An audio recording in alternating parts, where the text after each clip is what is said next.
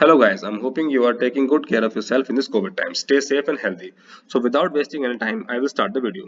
In this video, I will be discussing how to calculate the design discharge of bridges and its significance. First of all, we need to understand why we need to calculate the discharge. What happens if we approximately decide the discharge without any analysis? Guys, this is what happens. This is what happens if we don't calculate the design discharge accurately. This is a railway line over a river which is completely destroyed. Banks have been washed away, as you can see in this picture. If you want to avoid this kind of situation, kindly stay with us till the end of the video. Second picture also shows you why we need to estimate the discharge accurately so that adequate protection measures can be adopted in the situation.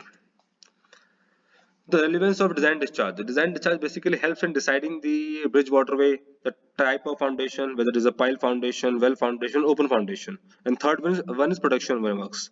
It helps in deciding the type of protection works, whether it is a guide band or a spur, etc. There are some provision mentioned in substructure code regarding design discharge calculations. As per clause number 4.3.1 of substructure code, where steam records are available. If suppose you want to calculate the discharge of a river at a particular point on which gauging site is available. Gauging site is available means you have a yearly peak data available with you. Daily, weekly or yearly data available with you.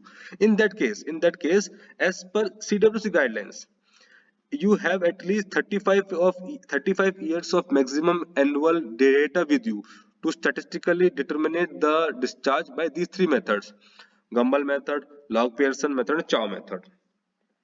These methods I will describe in another video separately.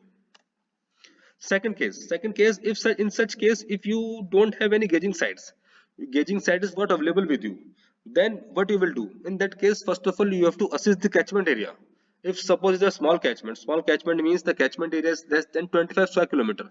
In that case, design discharge has to be estimated using the technique described in RDSO report number RBF 16 by modified rational formula Q equal to 0.278 CIA. C equal to runoff coefficient, I equal to rainfall intensity, TC time of concentration, A is age of catchment. Third case will be if the catchment area is large. If catchment area is more than 25 square kilometer, then the discharge has to be calculated using the flood estimation report of CWC for respective hydrometeorological subzones. As you all know, CWC has divided India into various subzones such as 5A, 5B, 3A, 1A, etc. etc. So these are the all methods to calculate the discharge of the bridges. Thanks for watching my video till the end. Please like the video and forward it to your friends and colleagues. Don't forget to subscribe my channel for these gyanful videos. Bye bye.